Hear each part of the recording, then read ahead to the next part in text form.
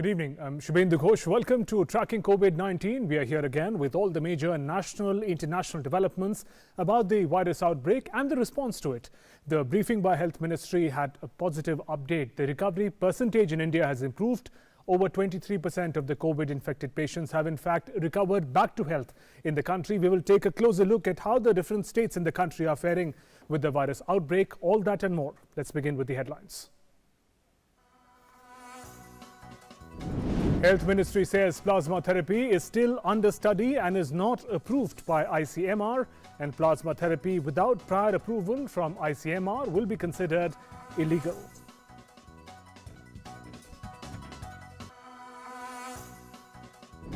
Lockdown showing result. Health Ministry says before lockdown doubling rate was 3 days, which has now increased to more than 10 days.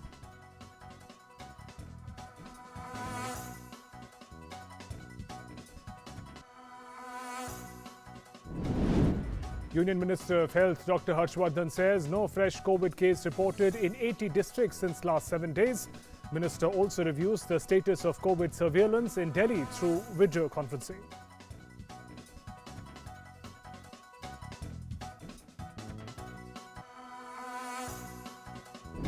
Prime Minister Narendra Modi discusses COVID-19 pandemic with Indonesian President Joko Widodo, says close cooperation between the two nations will be important to deal with challenges posed by this crisis. And global tally of COVID-19 cases crosses 3 million. The death toll crosses 2,11,000.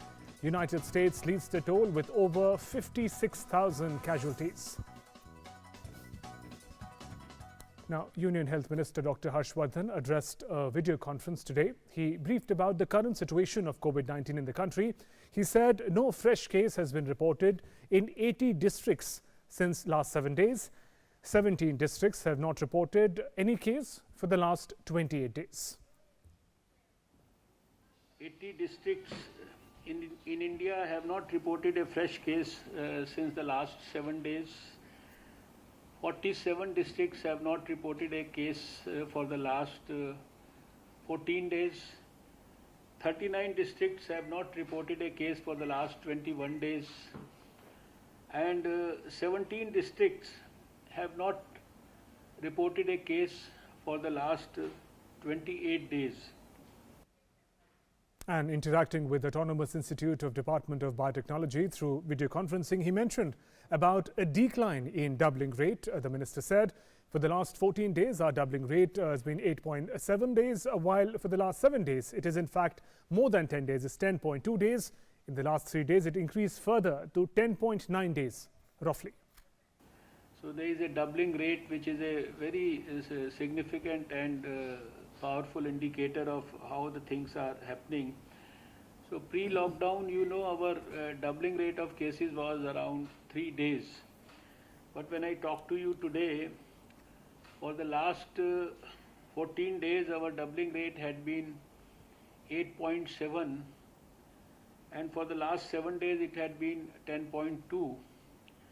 And today, for the last 3 days, when we calculate, it is roughly 10.9. I think that's a very, very significant progress. And there's also a positive update that came up in the regular Health and Home Ministry briefing on COVID-19 today.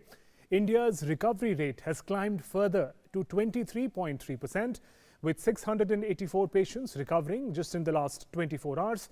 That also saw 1,543 new cases being reported across the country. It was also informed that the government has issued new self-isolation guidelines wherein only mild pre-symptomatic people are considered fit for self-quarantine. Anyone under home quarantine has to be monitored closely. Health Ministry has further said that plasma therapy is in its early stages in India, where it is simply being experimented upon. So far, there is no clear evidence that it is to be used for treatment. It has not been approved by ICMR for treatment as yet. The Home Ministry informed that IMCT Surat is tracking COVID patients through G-mapping. Door-to-door surveys are also being conducted along with extensive testing. Food packets are being distributed in Surat for the migrant laborers. Gram Yodha Samiti are also distributing essential commodities in their districts. Ahmedabad में जो ग्रामीण area है वहाँ हर ग्राम पंचायत में एक ग्राम योद्धा समिति का गठन किया गया है। ग्राम योद्धा समिति में सरपंच है, विलेज हेडमैन है, हेल्थ वर्कर है, हेड मास्टर है, तलाटी इत्यादि हैं। ये समिति जो है लॉकडाउन का पालन करते हुए गांव में राशन, सब्जी, दवाइयाँ इत्यादि को डोर स्टेप पे डिलीवर करती है।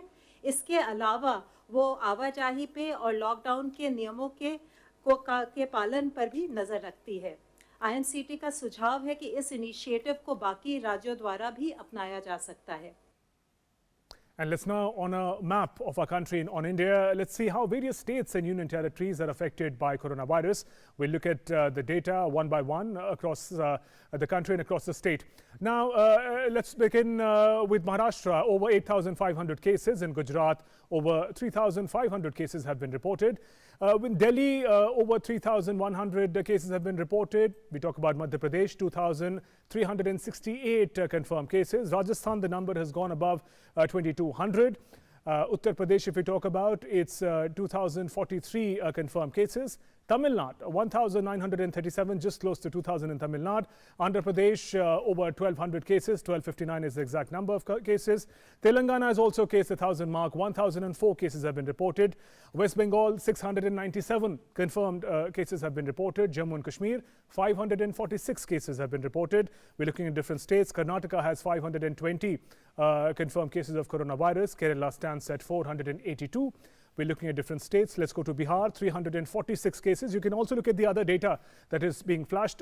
Punjab has 313 cases. You can also look at the number of deaths that have been reported. Haryana has 296 confirmed cases. Odisha stands at 118 confirmed cases. Jharkhand has just over 100. 103 cases have been reported in Jharkhand. Uttarakhand has 51 cases reported. Chandigarh has 40 cases. Now we're going down in order. Himachal Pradesh also has 40 cases reported. You can, in the graph here, look at the other figures also of the state. Assam has 38 cases of coronavirus reported. We're going down one by one. Chhattisgarh has 37 cases of coronavirus. Andaman Nicobar Islands have reported 33 cases of confirmed corona cases. Ladakh stands at 22.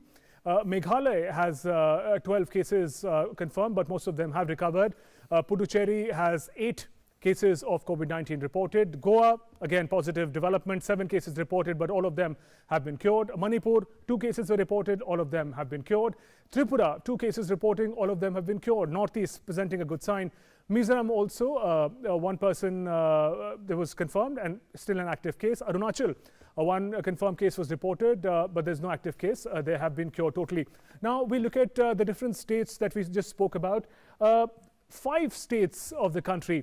We're talking about Maharashtra, we're talking about Gujarat, Delhi, Madhya Pradesh and Rajasthan have reported 70% of the COVID-19 cases that have been reported.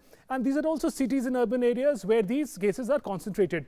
Well, if you talk about Maharashtra, which has the highest number of cases by a huge margin across the country, it is Mumbai where some 5,700 over that figure cases have been recovered. So urban areas, financial capital Mumbai has the highest number of cases in Maharashtra, more than half. And also the Dharavi slum that is there, over nearly 300 cases have been reported there. So that's a place of worry because it's a densely packed, densely populated areas. So we look at how urban areas are particularly the COVID hotspots in different states. From Maharashtra, we go to the next most affected states, Gujarat. And if I can just tell you briefly how this map has been tabled. We have different forms of scale. The darker shade talks about the highest number of cases, over 3,751. And as we go to a lighter shade, 1 to 750. So those shades are represented on the map here to talk about the manner in which COVID-19 has spread. I was talking about Gujarat, again talking about urban centers. Ahmedabad, Vadodara and Surat have more than 89% of the cases that have been reported from Gujarat. So again, those districts are particularly affected in Gujarat, and therefore strict lockdown and vigil is being maintained. We talk about Delhi. Look, it looks pretty small if you look at the size of the entire country. But third highest number of cases have been reported from the national capital. Again, the challenge of densely populated places. Although small in size, the population density is very high in national capital. So that again is a cause of worry. However, what is positive about Delhi is that the recovery rate, the percentage that we also discussed, is quite high. People are recovering at a greater rate, while there is also spike in the number of cases. From there, let us come to Rajasthan. Rajasthan, again, urban area of Jaipur. More than 500 cases have been reported in Jaipur. So we see how the cities, the urban areas, those have really emerged as hotspots if we look at the country as a whole. From there, we also come to Madhya Pradesh. In Madhya Pradesh, Indore, in fact, is the hotspot really of COVID-19 in the country. Over 1,200 cases are in Indore itself. So a great percentage we saw of the cases that have been reported. These are the 5 states that we talked about: Maharashtra, then we have Gujarat, then Delhi, then Rajasthan, and then Madhya Pradesh. These 5 states have more than 70% of the country's COVID-19 positive cases. And in them, the cities, the urban conglomerations that we spoke about have the highest percentage, highest concentration of COVID-19 patients. So those were the updates from across the country, different states that we looked at. We'll move on ahead in the show now, and we'll now look at some update from Ground Zero. Let's talk about West Bengal. Sector 5 in Salt Lake, Kolkata is known as the IT hub, information technology hub in the city. The area houses more than 150 IT companies and more than 150,000 people employed here. They work here. Now, since 20th of April this month, they've resumed work, office, but with rigid discipline. My colleague Anibrata Bhattacharya gets us more. Like several other sectors, IT sector is also facing upheaval fomented by corona pandemics. But as you know, from the 20th of this month, as several other sectors are enjoying relaxation, IT sector is also enjoying this relaxation too. Where we are standing right at this point of time is Sector 5 in Kolkata. It is popularly known as the IT hub. It houses more than 150 IT companies and nearly 150,000 people are employed in IT sector. As you know, IT has its 2 segments. One is software and one is hardware. Those who are in the software employee, they are literally doing work from home. That will virtually be the culture in the days to come, as their company has apprised them to do as such. But in the hardware and BPO sector, they are working with a skeletonic staff pattern. That is, they are also working on a rotation basis. And they are also going through certain restricted guidelines. Before entering into office, they are getting sanitized, and thereafter, earlier they used to sit in a cubicle. 4 people used to sit in a cubicle. Now, hardly 1 to 2 people are sitting there. And the thing is that at the leisure, during the working hours, they used to come and beehive at the tea stalls and the eateries, and this place used to remain abuzz with activities. They used to buzz around these eateries and tea stalls, but this is lying vacant nowadays. And because these employees are not permitted to come outside, company has ensured their pickup and dropping. Soon their working hours come to an end. They get into car and used to go back to their home. So they hardly get any time to do the gossiping outside of the office and buzz around the tea stalls. So this area is wearing a deserted look, and the tea stalls are virtually closed here at Sector 5. With cameraman Shomak Bhattacharya and Ashish Dhali, I am Anibrata Bhattacharya reporting for DD News from Kolkata.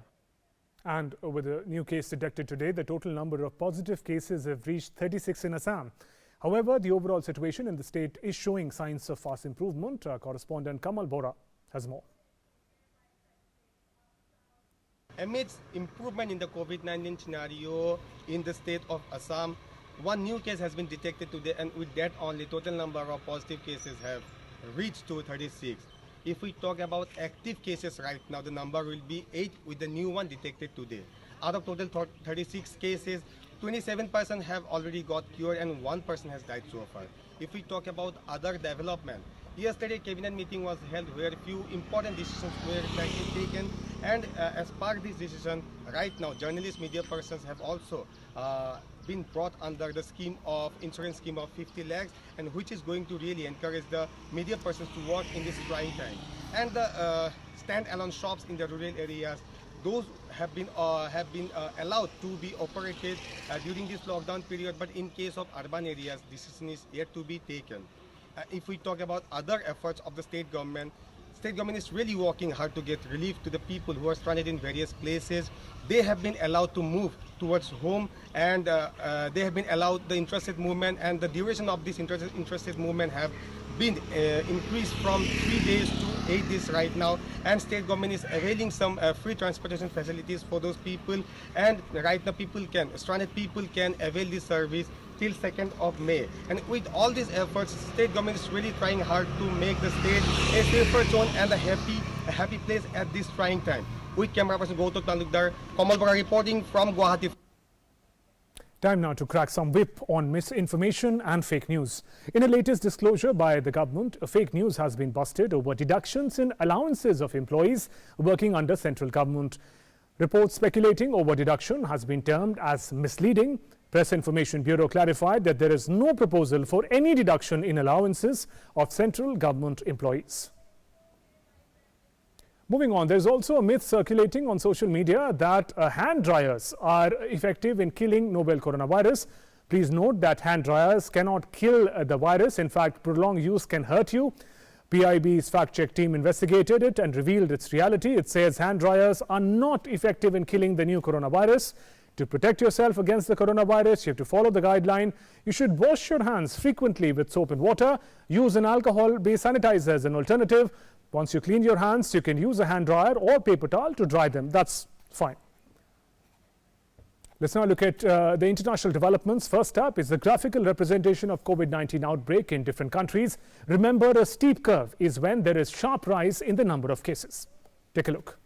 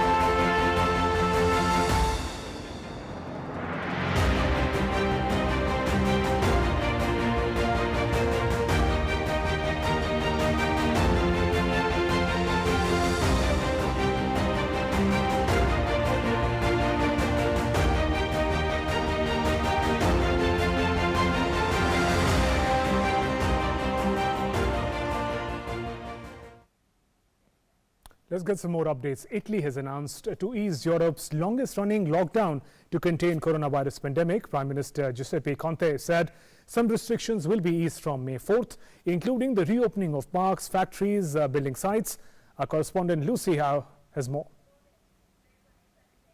Italy went into full lockdown on the 9th of March, one of the strictest in Europe, in the country that was at the beginning the epicenter of the pandemic. There are now plans about how it intends to emerge. The Prime Minister Giuseppe Conte said on Sunday evening that from the 4th of May, people will be allowed to visit their relatives in small numbers. Parks, factories and building sites will reopen, but schools will be staying closed until September. Bars, restaurants and hairdressers are allowed to reopen from the 1st of June. Over the weekend in Spain, children were allowed to leave their homes to play for the first time in 6 weeks as the government eased restrictions that have kept anyone under the age of 14 from venturing out in public. Its health ministry said earlier that 288 people died in the 24 hours leading up to Sunday, which is the lowest number since the 20th of March. There will be a slow easing of the lockdown from mid-May, but from the 2nd of May, people will be allowed to take exercise outside. In Germany, dozens were arrested in Berlin on Saturday, out protesting against the lockdown.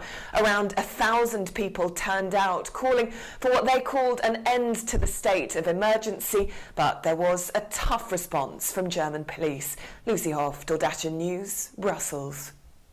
And United Kingdom saw the lowest daily rise in coronavirus deaths in hospitals in 4 weeks. Prime Minister of UK Boris Johnson, in his first appearance after recovering from Covid-19, said Britain is beginning to turn the tide in the fight against the virus, but insisted that now was not the time to ease the lockdown. Our colleague Holly Hudson gets us an update. Despite some encouraging signs, the Prime Minister Boris Johnson said he refuses to lift the lockdown restrictions in the UK while there is still a danger of a spike in cases and deaths. He made a brief appearance on the steps of Downing Street on Monday to address the nation, his first day back at work since, of course, recovering from his own case of Covid-19. He joked, apologised for being away from his desk a lot longer than he'd have liked, but his central message was very much a serious one. It's not over yet. He said the UK is winning the battle, the first phase against the virus, but the UK is also at a moment of maximum risk. He urged the public to contain their impatience, saying he understands businesses' concerns. He wants to get the economy moving as soon as possible, but refuses to throw away everyone's sacrifices, he says, until it is safe. He left the daily coronavirus press briefing to the Health Secretary, Matt Hancock, who echoed many of his concerns, many of his warnings, saying it's clear the UK is moving through the peak of the virus, but it hasn't consistently passed it yet, and that is one of the 5 tests the government say needs to be satisfied before they'll consider looking at easing any of the social distancing measures in place here. There were some tentative signs of progress as cases and hospital admissions continue to fall from coronavirus. Some normal health services for cancer treatment, for example, will resume as of Tuesday, and the number of tests carried out a day continues to slowly creep up. 37,000 is the latest figure. Mobile testing units have been rolled out. Drive-through centres increased. The government, Matt Hancock, maintains they're on track to hit 100,000 a day in just 3 days, saying that the country has now surpassed the total number of tests carried out a day by South Korea and is approaching the level of tests carried out a day by Germany. So some encouraging signs, but even with Prime Minister Boris Johnson back at the helm in number 10, the government still resisting those calls, refusing to clarify and spell out its exit strategy. Holly Hudson, London. That was the update from UK. Let's now scan through some more international news and updates in World Wrap. The head of Japan Medical Association said it will be difficult for Tokyo to host the Olympic Games next year unless there is an effective vaccine against the new coronavirus. The one-year delay of 2020 Olympic Games announced last month was a major blow to Japan, which already had spent some $13 billion preparing for the event. Spain's health ministry reported that overall coronavirus death toll had risen to over 23,800. The total number of diagnosed cases rose to over 210,000. However, the number of daily fatalities and the number of people infected had declined in the last 24 hours.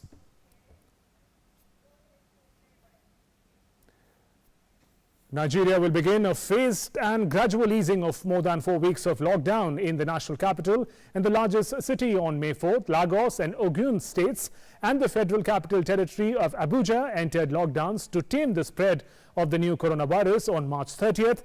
Lockdowns had come at a very heavy economic cost, stripping many citizens of their livelihoods in Nigeria. More than 500 garment factories in Bangladesh that supply to global brands reopened on Monday after a month-long shutdown. Remember, some of the world's biggest clothing firms, Gap, Zara, H&M, source their supplies from Bangladesh. While the country has allowed garment and other factories to reopen, much of the rest of the economy is still in shutdown.